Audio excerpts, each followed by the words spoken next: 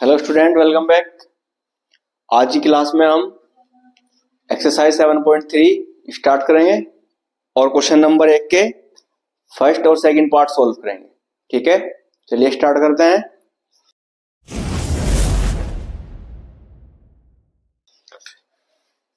Question number 1 है हमारा,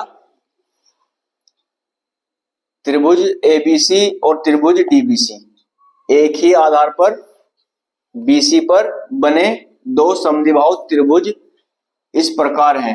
यानी कि एक त्रिभुज हमारा कौन सा है, एबीसी और एक डीबीसी, दोनों का आधार एक ही है कि ए और डी भुजा बीसी के एक ही ओर स्थित है।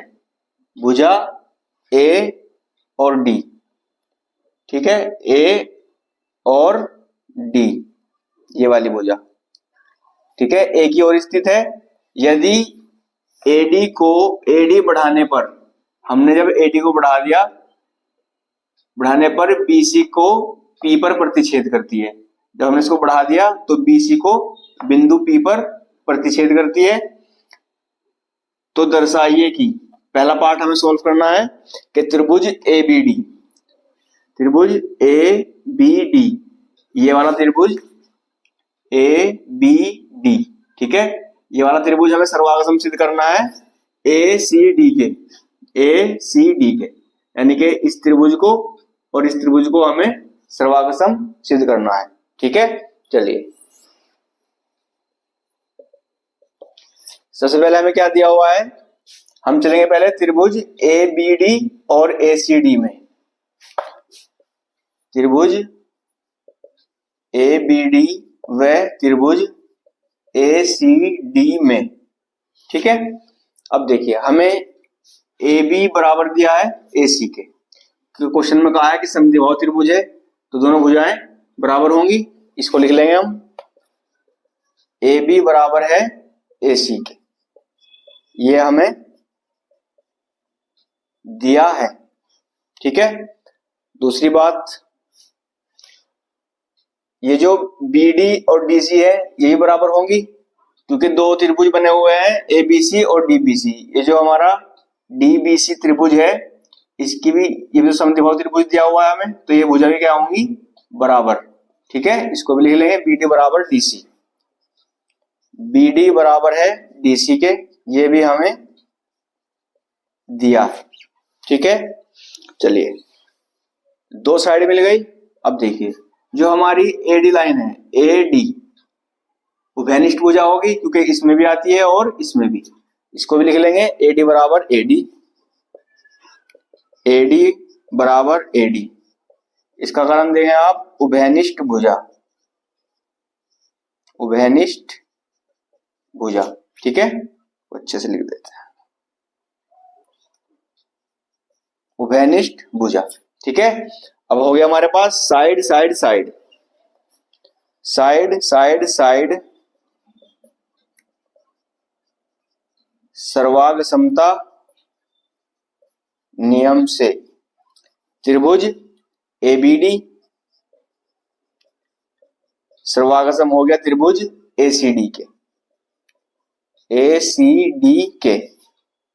ठीक है, पहला पॉइंट था हमारा, ये हमने सिद्ध कर दिया, कहना लिखा बस। ठीक है, सेकंड पार्ट क्या है हमारा, सेकंड हमें दर्शाना है कि त्रिभुज एबीपी, त्रिभुज एबीपी सर्वागसम है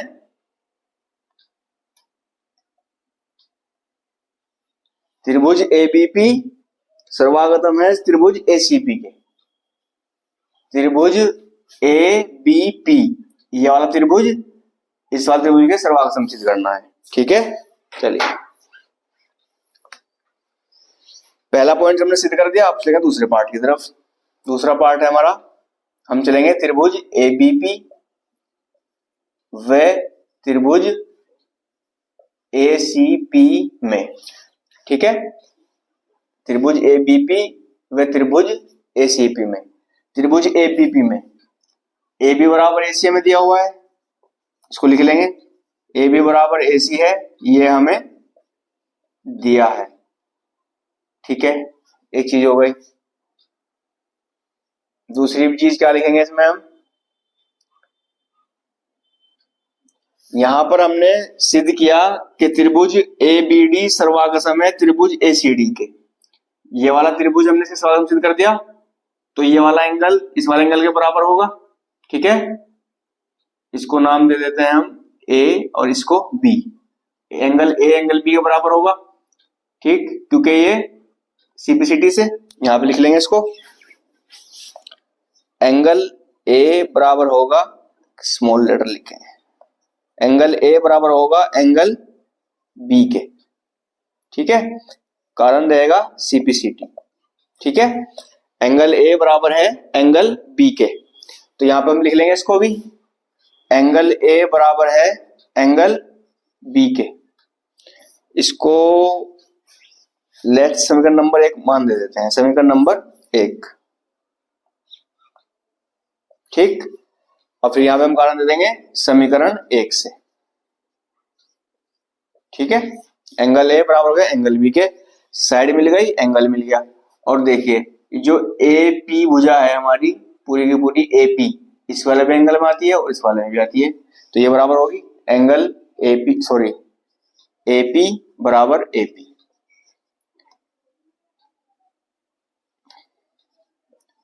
ये उभयनिष्ठ भुजा, उभयनिष्ठ भुजा। ठीक है, अब हम कह सकते हैं साइड एंगल साइड से, साइड एंगल साइड सर्वागसमता नियम से त्रिभुज एबीपी सर्वागसम होगा त्रिभुज एसीपी के। ठीक है, दूसरा पॉइंट हमारा सिद्ध हो गया।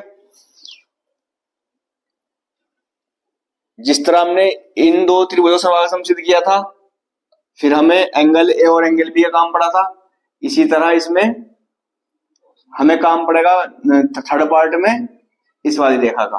ठीक है, हमने एबीपी और एसीपी को सर्वागसम सिद्ध कर दिया, तो बीपी बराबर पीसी हो जाएगा। यहां पे लिख देंगे हम बीपी बराबर पीसी, इसको लिखेंगे हम सीपीसीटी से। ठीक है, और इसको हम नाम देंगे समीकरण नंबर 2। क्लियर हो गई? आई होप का आपको अच्छे समझ में आ गया होगा। आप अच्छे से प्रैक्टिस कीजिए। मिलते हैं नेक्स्ट क्लास में बाकी 2 पार्ट के साथ। Thank you.